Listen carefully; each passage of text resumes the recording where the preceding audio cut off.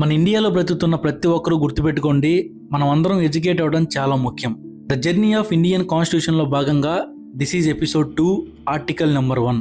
Hi everybody, welcome to everyday podcast. నేను మీ సింగనమల చందు. ఇక్కడ reality ఓట్స్కు లేదు ఎండ్.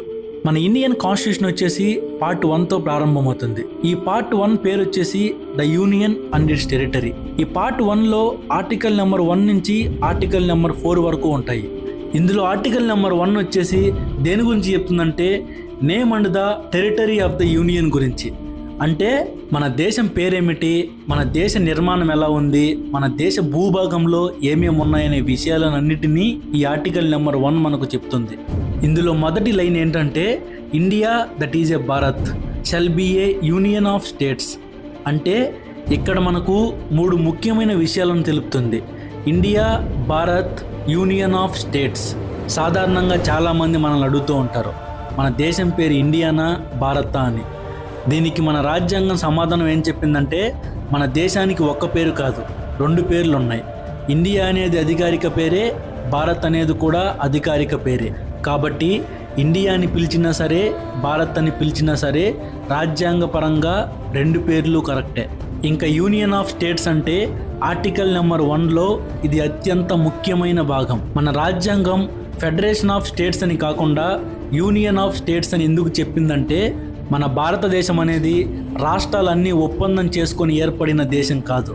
రాష్ట్రం ఎంత చిన్నదైనా పెద్దదైనా ఎలాంటి పరిస్థితిలో ఉన్నా రాష్ట్రానికి భారతదేశం నుంచి విడిపోయే ఎలాంటి అధికారం లేదని రాజ్యాంగం తేల్చి చెప్పింది.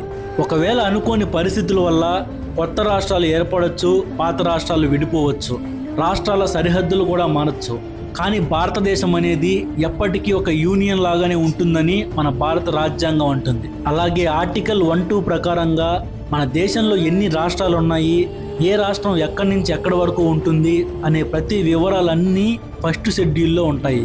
అలాగే ఆర్టికల్ 1-3 ప్రకారంగా మన భారత రాజ్యాంగం ఏం చెప్తుందంటే మన భారత భూభాగం అనేది 3 భాగాలుగా ఉంటుంది అంటుంది. అది ఎలా అంటే మొదటిగా రాష్ట్రాల రూపంలో ఉంటుందన్నమాట, అంటే స్టేట్స్గా ఉంటుంది. రెండవది ఏంటంటే కేంద్ర పాలిత ప్రాంతాలుగా ఉంటుంది, అంటే టెరిటరీస్గా ఉంటుందన్నమాట. మూడవది ఏంటంటే భవిష్యత్తులో చట్టబద్ధంగా భారత్ సంపాదించే భూభాగాలుగా ఉంటుంది. ఇవన్నీ మనం ఎందుకు తెలుసుకోవాలంటే ఆర్టికల్ 1 అనేది కేవలం మన దేశ పేరును మాత్రమే తెలుపుతుంది అనుకుంటారు చాలామంది. కానీ ఈ ఆర్టికల్ అనేది మన దేశ గుర్తింపును నిర్ణయిస్తుంది. మన దేశ అధికారిక పేరేమిటి, మన దేశ నిర్మాణం ఎలా ఉంది, మన దేశ భూభాగం అంటే ఏమిటి, ఈ 3 ప్రశ్నలకు పూర్తి సమాధానాన్ని ఇచ్చేది మన భారత రాజ్యాంగంలోని ఈ ఆర్టికల్ నెంబర్ 1. ఒక్కసారి గుర్తు తెచ్చుకోండి, ఇండియా మరియు భారత్ అని ఈ 2 పేర్లు మన దేశ అధికారిక పేర్లు. మనలో మనం ఎంత కొట్టుకు చచ్చినా ఇండియా అనేది ఎప్పటికీ యూనియన్ ఆఫ్ స్టేట్స్ లాగానే ఉంటుంది, ఉండాలి కూడా.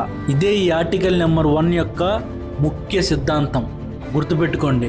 ఇదే విధంగా రేపు సాయంత్రం 6 గంటలకి ఎపిసోడ్ 3లో ఆర్టికల్ 2 ద్వారా మన రాజ్యాంగం మనకు ఏం చెప్తుందో చూద్దాం. సమాజ పరివర్తనకై నా ఈ పాడ్కాస్ట్ అనే చిన్న ప్రయత్నం. ప్రతి ఒక్క ఇండియన్కి ఈ పాడ్కాస్ట్ వీడియోని తప్పకుండా షేర్ చేయండి. అలాగే మీరు కూడా సేవ్ చేసుకోండి. అలాగే ఈ కంటెంట్ మీకు ఇన్ఫర్మేటివ్ అనిపిస్తే ఫాలో చేసుకోవడం మాత్రం మర్చిపోకండి. Last but not least, I can say proudly, India is my country. I want to change my country. Jai Hind.